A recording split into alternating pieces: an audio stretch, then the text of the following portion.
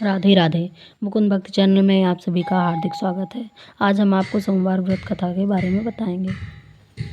एक नगर में एक सेठ रहता था। उसे धन ऐश्वर्य की कोई कमी नहीं थी। फिर भी वह दुखी था क्योंकि उसके कोई पुत्र नहीं था। पुत्र प्राप्ति के लिए वह प्रत्येक सोमवार को व्रत रखता था तथा श्रद्धापूर्वक करता था। पूरी श्रद्धा से शिवालय में जाकर भगवान गौरी शंकर की पूजा करता था।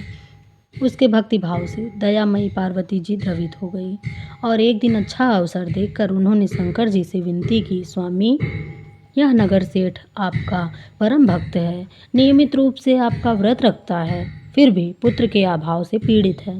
कृपया आप इसकी मनोकामना पूरी करें। दयालु पार्वती की ऐसी इच्छा को सुनकर भगवान शंकर ने कहा, पार्वती, यह संसार कर्म भूमि है। इसमें जो जैसा करता है वह वैसा ही भरता है। इस साहूकार के भाग्य में पुत्र सुख नहीं है। शंकर के इनकार करने से पार्वती जी निराश हो गई। उन्होंने शंकर जी से तब तक आग्रह करना जारी रखा जब तक कि वे उस साहूकार को पुत्र सुख देने को तैयार नहीं हो गए। भगवान शंकर ने पार्वती जी से कहा, तुम्हारी इच्छा है इसलिए मैं इसे एक पुत्र प्रदान करता हूँ, लेकिन उसकी आयु केवल 12 वर्ष होगी। संयोग से नगर सेठ गौरी शंकर संवाद सुन रहा था। समय आने पर नगर सेठ को सर्व सुख संपन्न पुत्र रत्न की प्राप्ति हुई। सब ओर खुशियां मनाई गई। नगर सेठ को बधाइयां दी गई, लेकिन नगर सेठ की उदासी में कोई कमी नहीं आई, क्योंकि वह जानता था कि यह पुत्र केवल 12 वर्ष के लिए प्राप्त हुआ है। उसके बाद काल इससे मुझसे छीन लेगा। इतने पर भी सेठ ने सोमवार का व्रत और गौरी शंकर का पूजन हवन यथाविधि पहले की तरह ही जारी रखा। जब बालक 11 वर्ष का हो गया तो वह पूर्ण युवा जैसे लगने लगा। फलतः सभी चाहने लगे कि उसका विवाह कर दिया जाए। नगर सेठानी का भी यही आग्रह था, किंतु नगर सेठ पुत्र के विवाह को तैयार नहीं हुआ। उसने अपने साले को बुलवाकर आदेश दिया कि वह पर्याप्त धन लेकर पुत्र सहित काशी के लिए कूच करें और रास्ते में भजन तथा दान दक्षिणा देता हुआ काशी पहुंचकर सर्व विद्या में पूर्ण बनाने का प्रयास करें। मामा भांजे काशी के लिए रवाना हुए। हर पड़ाव पर वे यज्ञ करते, ब्राह्मणों को भोजन कराते और दान दक्षिणा देकर दीनहीनों को संतुष्ट करते।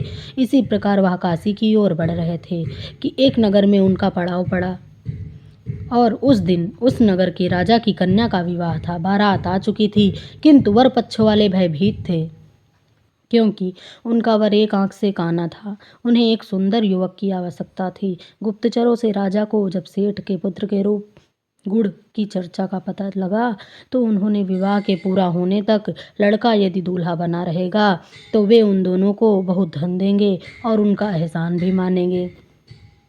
नगर सेठ का लड़का इस बात के लिए राजी हो गया। कन्या पक्ष के लोगों ने राजा की पुत्री के भाग्य की बहुत सराहना की कि उसे इतना सुंदर वर मिला। जब सेठ का पुत्र विदा होने लगा तो उसने राजा की पुत्री की चुनरी पर लिख दिया कि तुम्हारा विवाह मेरे साथ हुआ है। मैं राजा का लड़का ना होकर नगर सेठ का पुत्र हूँ और विद्या अध्ययन करने के लिए काशी जा रहा हूँ। राजा का लड़का तो काना है। राजा की लड़की ने अपनी चुनरी पर कुछ लिखा हुआ देखा तो उसे पढ़ा और विदा के समय काने लड़के के साथ जाने से इनकार कर दिया। फलतः राजा की बारात खाली हाथ लौट गई। नगर सेठ का पुत्र काशी जाकर पूरी श्रद्धा और भक्ति से विद्याध्ययन में जुट गया। उसके मामा ने यज्ञ और दान पुण्य का काम जारी रखा। जिस दिन लड़का पूरे 12 वर्ष का हो गया उस दिन भी और दिनों की तरह यज्ञादि हो रहे थे। तभी उसकी तबीयत खराब हो गई। वह भवन के अंदर ही कमरे में आकर लेट गया। थोड़ी देर में मामा पूजन करने को उसे लेने आया तो उसे मरा देखा तो उसे अत्यंत दुख हुआ और वह बेहोश हो गया।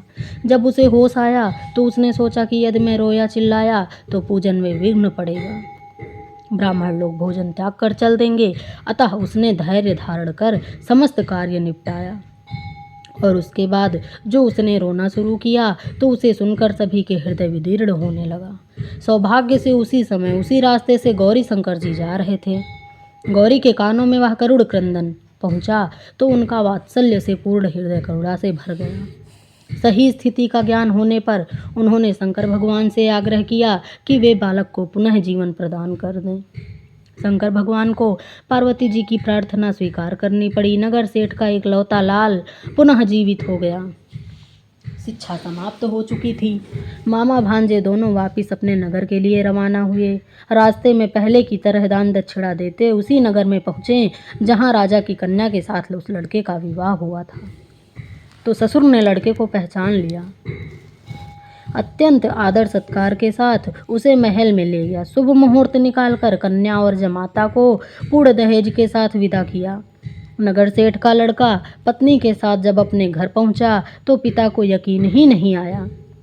लड़के के माता पिता अपनी हवेली की छत पर चढ़े बैठे थे। उनकी प्रतिज्ञा थी कि वहां से तभी उतरेंगे जब उनका लड़का स्वयं अपने हाथ से उन्हें नीचे उतारेगा, वरना ऊपर से ही छलांग लगाकर आत्महत्या कर लेंगे। पुत्र अपनी पत्नी के साथ हवेली की छत पर गया। जाकर माँ बाप के सपत्नीक चरण स्पर्श किए। पुत्र और पुत्रवधू को देखकर नगर सेठ और सेठानी को अत्यंत हर्ष हुआ। सबने मिलकर उत्सव मनाया।